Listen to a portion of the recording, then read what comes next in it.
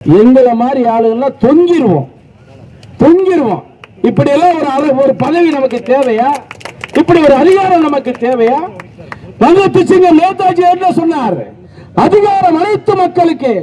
நாம் பெறுற அதிகாரம் யாருக்காக? உங்களுக்காக. நான் பெறுகின்ற அதிகாரம் உங்களுக்காக. அரசு எனக்கு கொடுக்கக்கூடிய அதிகாரம் அனைத்தும் மக்களுக்கானது என்று சொல்லி நாங்கள் வீதி இறங்கி வேலை பார்க்கக்கூடியவர்கள். ஆனால் அதே அதிகாரத்தை அவர் எப்படி பயன்படுத்துகிறார்? கல்குவாரி நடத்துவதற்கும், சோலார் பவர் பிளான்ட் போடுறதுக்கும், இங்க தண்ணி கம்பெனி வச்சு நடத்துறதுக்கும், இந்த கட்ட பஞ்சாயத்து பண்றதுக்கு தான் இந்த அதிகாரத்தை அவர் பயன்படுத்திக்கிட்டு இருக்கார். இந்த ஊர் பகுதியிலெல்லாம் தண்ணி இல்லைன்னாங்க.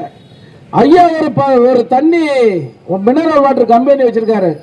அந்த கம்பெனி வச்சிருக்க இடம் எந்த இடம் தெரியுமா? தாழ்த்தப்பட்ட ஒடுக்கப்பட்ட மக்களுக்காக என்றைக்கு உறுதுணையாக இருந்த ஐயா பசுமன் முத்துராமலிங்க தேவர் பூமியில தாழ்த்தப்பட்ட ஒடுக்கப்பட்ட மக்களுடைய நிலத்தை அபகரித்து அங்கே தண்ணி கம்பெனி நடத்திட்டு இருக்கார். தண்ணி இல்லைன்னு சொல்றாங்களே, தண்ணி இல்லைன்னு புலம்பக்கூடிய அந்த தாய்மார்களே, உங்க அமைச்சர் வரையில 20 வருஷமா ஏன் ஒண்ணு செய்யலன்னா கேட்காதீங்க.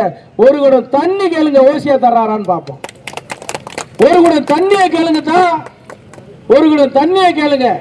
நீங்க தண்ணியை பூரா காசுக்கு விற்கிறீங்களே, நாங்க தண்ணி இல்லாம தவிக்கிறோமே. ஒரு குடம் தண்ணி ஓசியா தருவாங்கன்னா ஒரு தருவாராத்தா? ஒரு கேணி 20 ரூபா தான். எங்க தெய்வ திருமண ஐயா பசுமன் முத்துராமலிங்க தேவர் உயிரோடு இருக்கையில சொன்னார்த்தா, இந்த மனிதன் புறா கூடுகளை போல வீடு கட்டி வாழ்வான் அப்படின்னு சொன்னார். இன்னைக்கு எல்லா பேரும் அப்பார்ட்மெண்ட்ல வாழ்றானா? தண்ணியை புட்டியில் அடைத்து வியாபாரம் செய்வான் என்று எங்க தீர்க்கதரிசி சொன்னாரு. இன்னைக்கு பெரிய விற்கிறாரா தண்ணிய?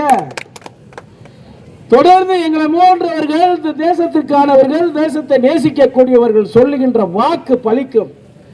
இந்த 20 ஆண்டுகளாக இந்த மக்களை ஏமாற்றி ஆட்சி அதிகாரத்தில் இருந்த பெரிய கருப்பன் என்ற அந்த நபரை வேறும் வேரடி மண்ணோடும் இந்த மண்ணில் இருந்து பிடுங்கி எறியும் வரை என்னுடைய தூக்கம் என்பது ஒருபோதும் இருக்காது.